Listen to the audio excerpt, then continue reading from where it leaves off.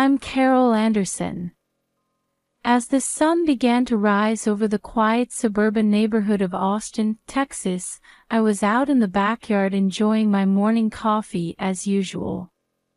Even at 62, this habit hasn't changed.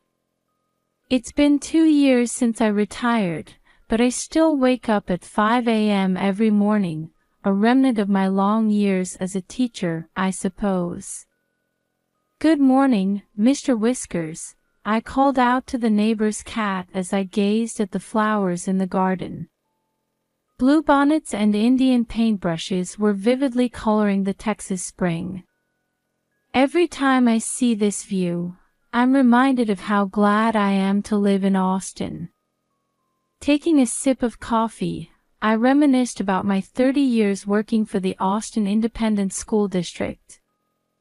As a special education teacher, I had faced countless children. I could still see the smiles of students with developmental disabilities and learning difficulties. I wonder how those kids are doing now, I thought to myself, feeling a mix of nostalgia and a touch of loneliness. Now that I'm no longer teaching, what can I do? As I pondered this, I heard the phone ringing inside the house. "Hello, this is Carol." "Mom, it's me, Sarah." It was my daughter Sarah's voice. At 35, she lives in downtown Austin with her husband and 2 children. "What is it, Sarah? It's unusual for you to call so early." "Mom, I need to talk to you about Lily." I could hear tension in Sarah's voice.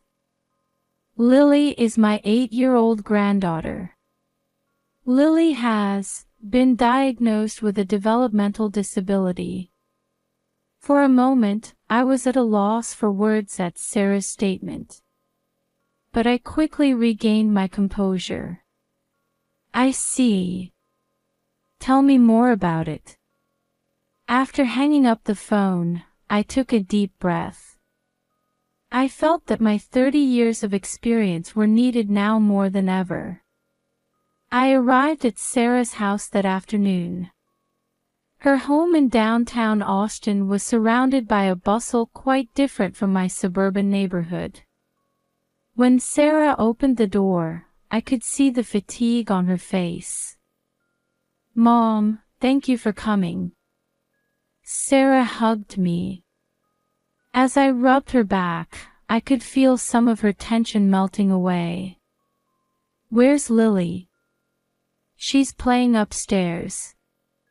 I kept her home from school today."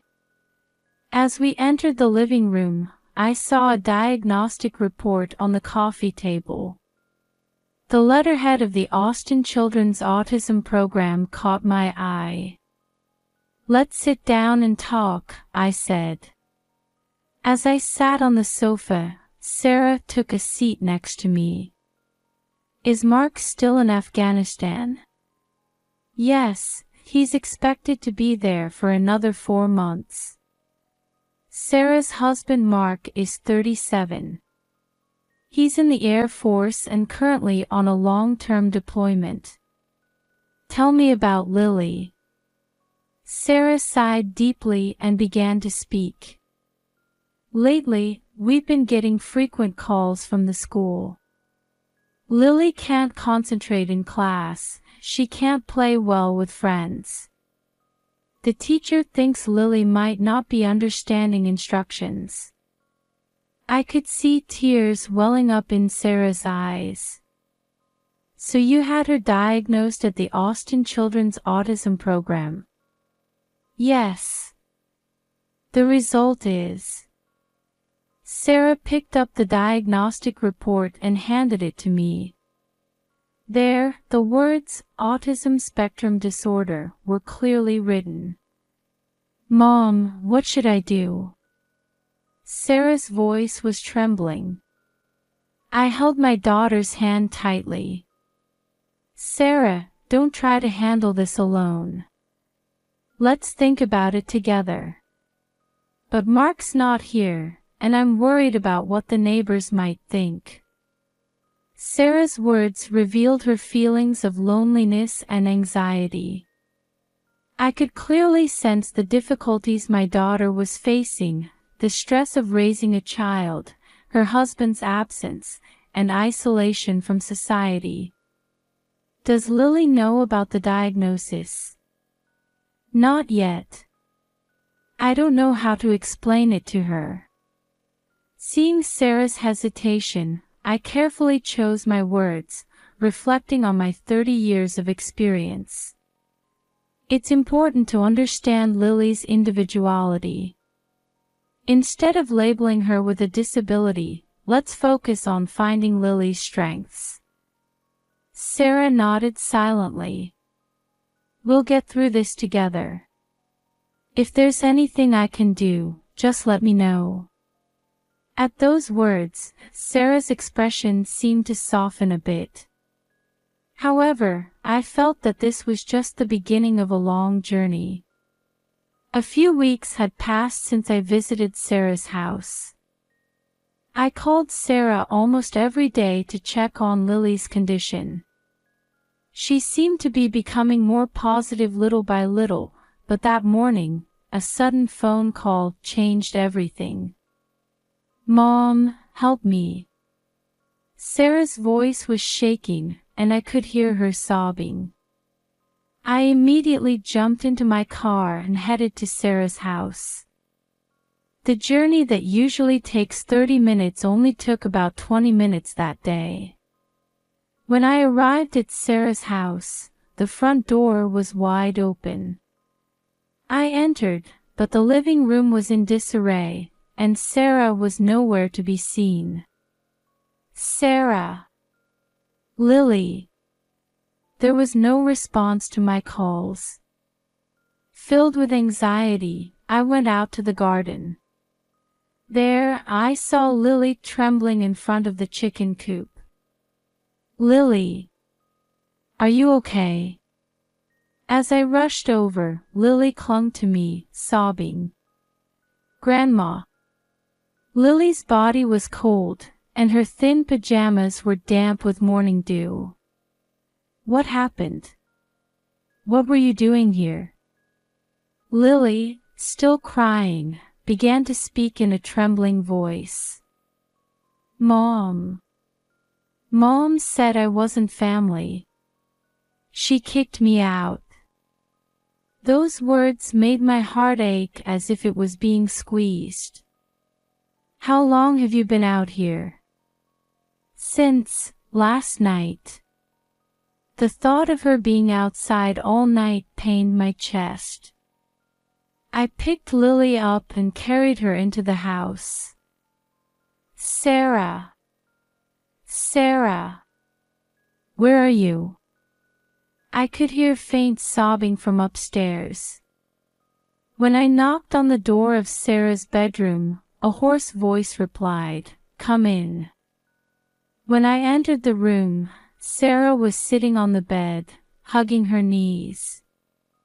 Her eyes were swollen, her hair was disheveled, and she was clearly at her mental limit.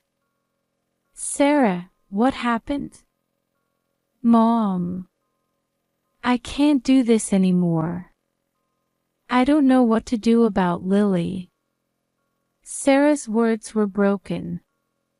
The stress of parenting, her husband's absence, and isolation from society, all these factors had pushed Sarah to her limit. "Did you put Lily outside?" "I don't remember." "I'm sorry. I'm so sorry." Sarah broke down crying. As I hugged my daughter, I realized the seriousness of the situation. "Sarah, listen. You need to rest now. I'll take care of Lily." Sarah nodded silently. "But you need help too.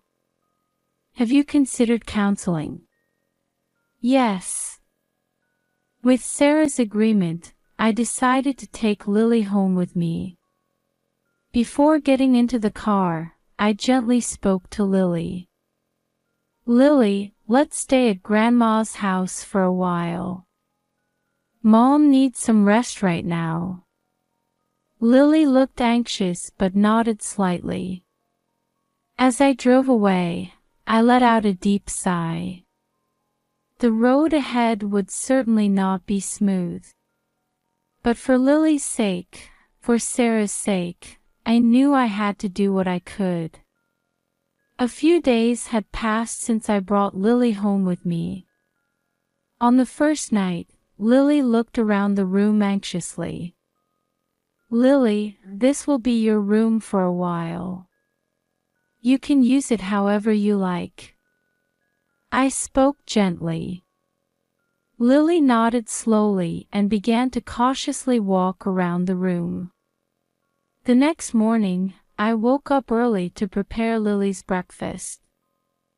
Drawing on my special education experience, I made sure not to put any unnecessary items on the table so Lily could eat calmly.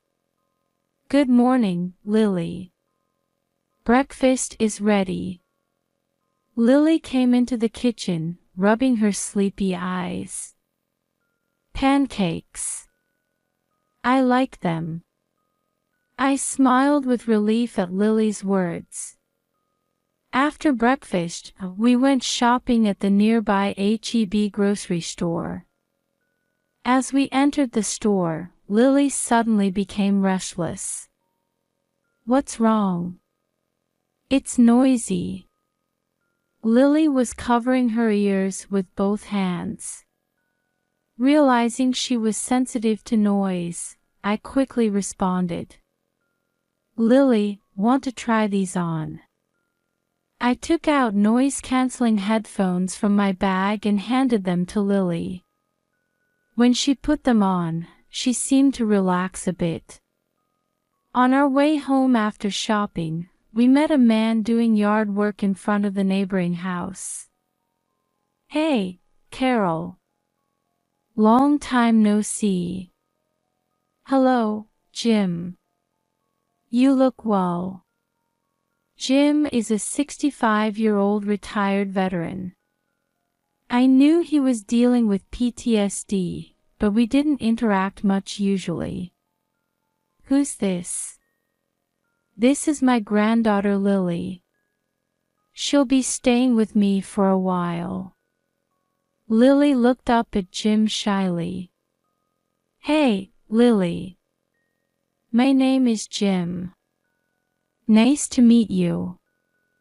Lily returned a small smile to Jim's kind face. If you'd like, I'll bring over some tomatoes from my garden tomorrow.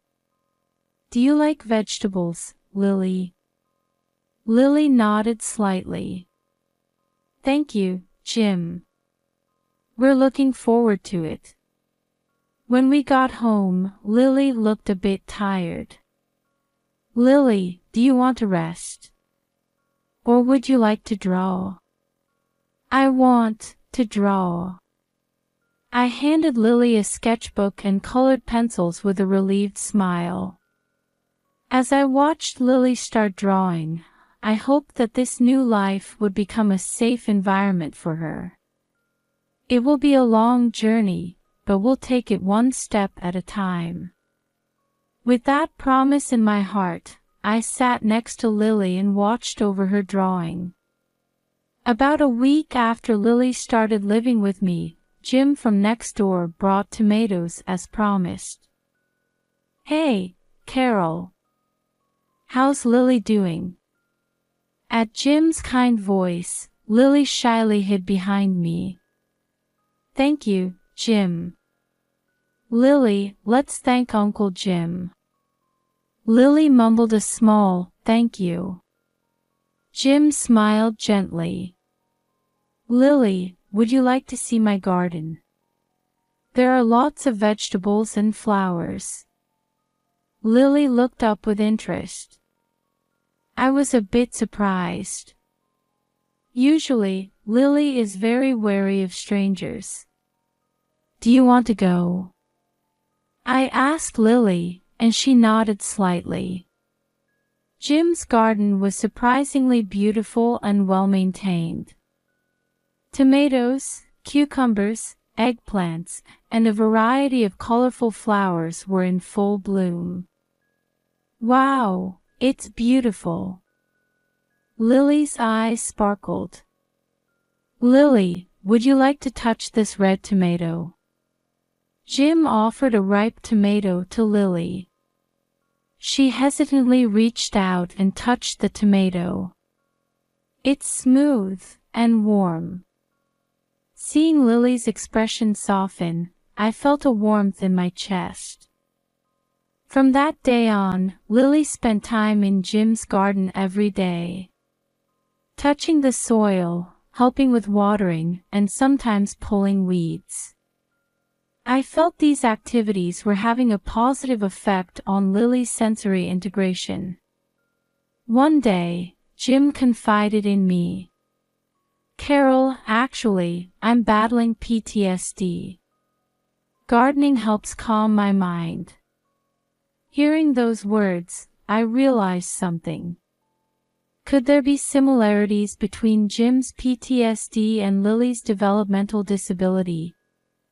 Jim, have you noticed anything about Lily's behavior? Well, she sometimes becomes sensitive to sounds suddenly, or repeats the same actions. I've had similar experiences. I felt both surprised and relieved at Jim's words. Actually, those are characteristics of Lily's developmental disability. Jim nodded understandingly. I see. Maybe my experiences could be of some help. From then on, Jim started giving lots of advice about understanding Lily's behavior. His insights were fresh and valuable to me. Lily, Jim, and me. I felt that this unexpected combination was slowly but surely expanding Lily's world. Just as life with Lily was starting to settle into a routine, the day for a regular checkup at Austin Children's Medical Center arrived. Lily, we're going to the hospital today. Are you okay with that? Lily looked a bit anxious but nodded. When we arrived at the hospital, the waiting room was bustling with children. Lily seemed a bit tense due to the noise around her and held my hand tightly. Lily Anderson. As the nurse called her name, we headed to the examination room. When I opened the door, there was a familiar face. Miss Carol. Is that really you? The female doctor in the examination room exclaimed in surprise. Emily. Is that you? The person in front of me was Emily Johnson, a student I had taught 20 years ago. Now she was a 40-year-old child psychiatrist. Miss Carol, how have you been? I never expected to see you here. Emily showed a warm smile. Emily, what a surprise to meet you here. You've become a wonderful doctor. Lily was tilting her head, watching our conversation. Oh, I'm sorry. This is my granddaughter Lily. Emily smiled gently at Lily. Hello, Lily. I'm Dr. Emily. I'm going to check how you're doing today. Lily seemed to relax a bit at Emily's gentle demeanor. As the examination progressed, Emily explained Lily's condition in detail. Miss Carol, I've heard about Lily's developmental disability. There's actually a method called applied behavior analysis, or ABA therapy. It might be effective for Lily. Emily continued her explanation enthusiastically.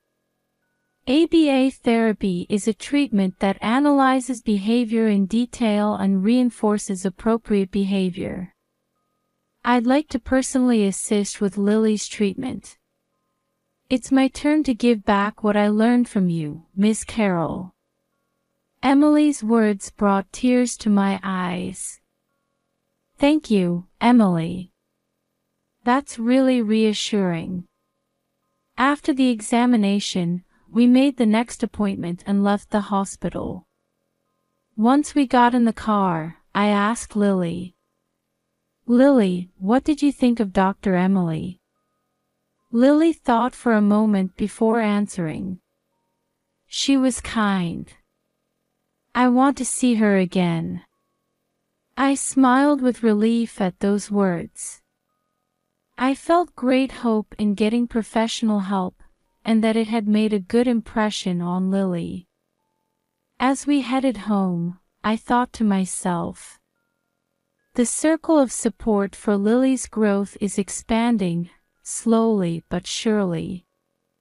The road ahead won't be easy, but I was confident we could move forward one step at a time.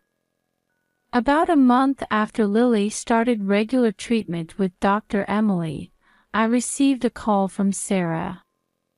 Mom, I need to talk to you about something. Sarah's voice seemed less tired than before. What is it, Sarah? Actually, I've started participating in an online support group for military families. It's called Military One Source. I felt surprised and delighted.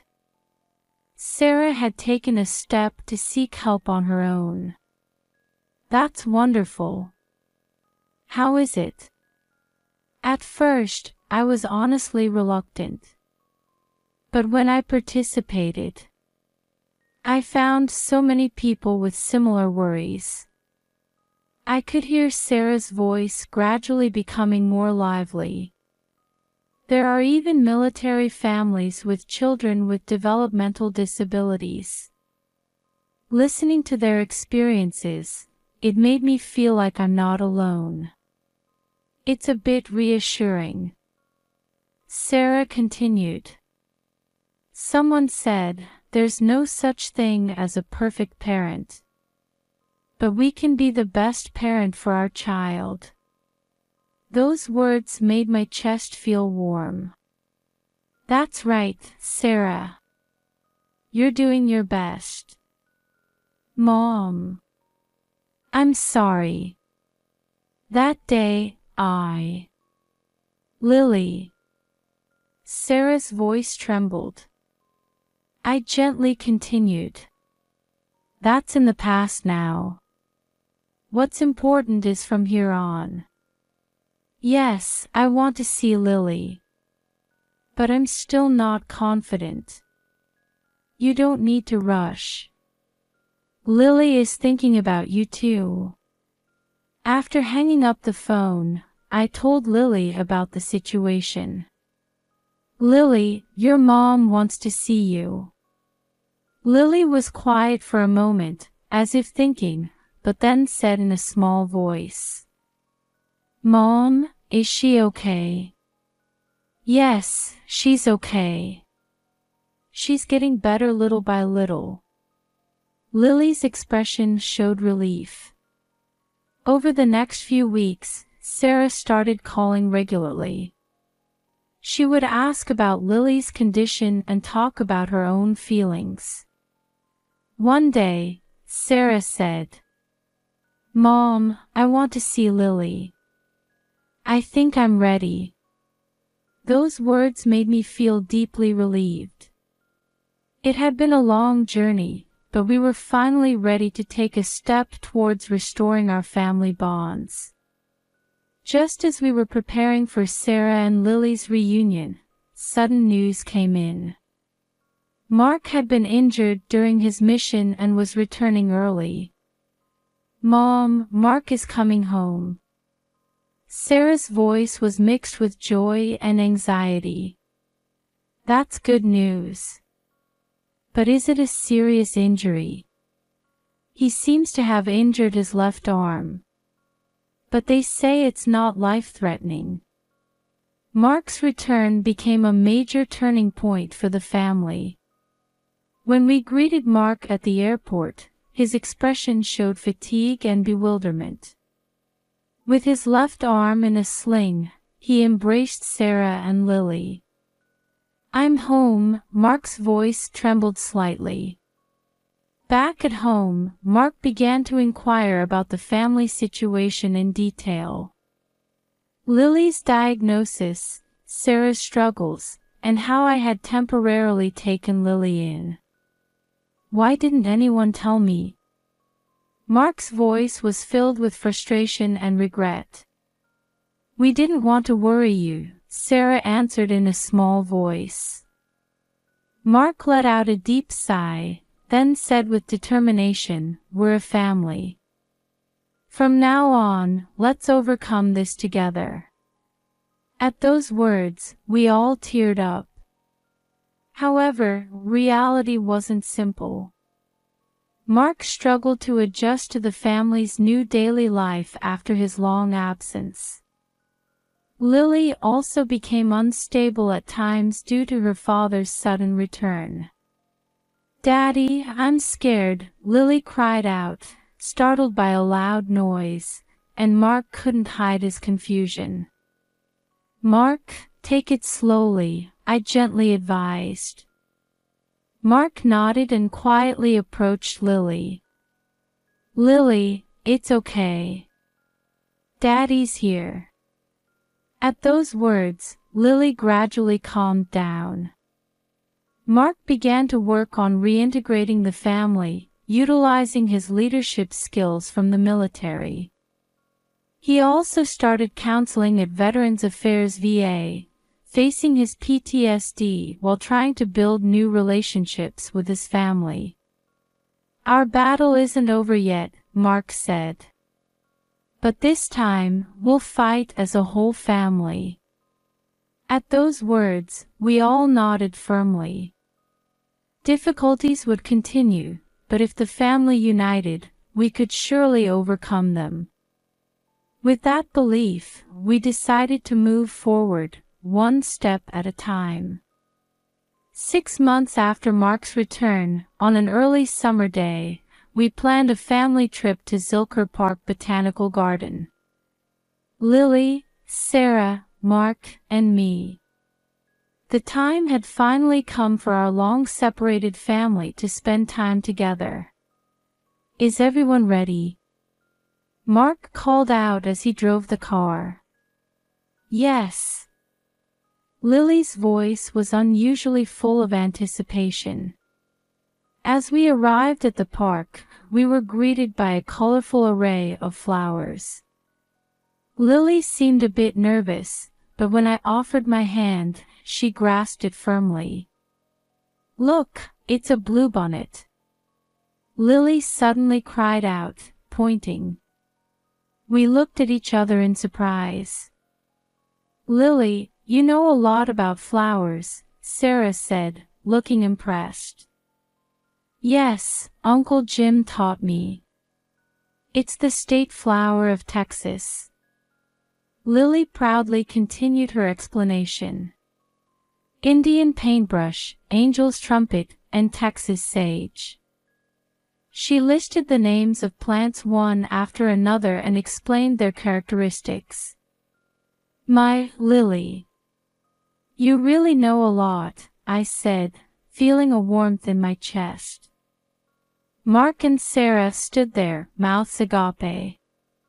I had no idea she knew so much. Sarah's eyes were welling up with tears. I felt overwhelmed with gratitude for how Jim's gardening activities had influenced Lily. As we walked through the park as a family, Lily continued to teach us about the plants. She seemed like a completely different person from the introverted Lily of before. When we sat on a bench to rest, Mark quietly spoke up. "We might have been limiting Lily's potential."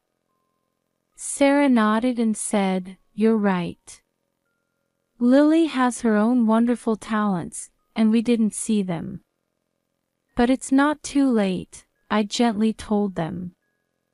What's important is from here on. The whole family nodded strongly at those words. On the way home, Lily fell asleep in the car. As Sarah gently stroked Lily's hair, she said in a small voice, "Mom, thank you for saving our family." "It's nothing, Sarah. We're family, after all." That night, after returning home, I quietly made a resolution. Seeing Lily's growth, I realized how important it is to understand developmental disabilities.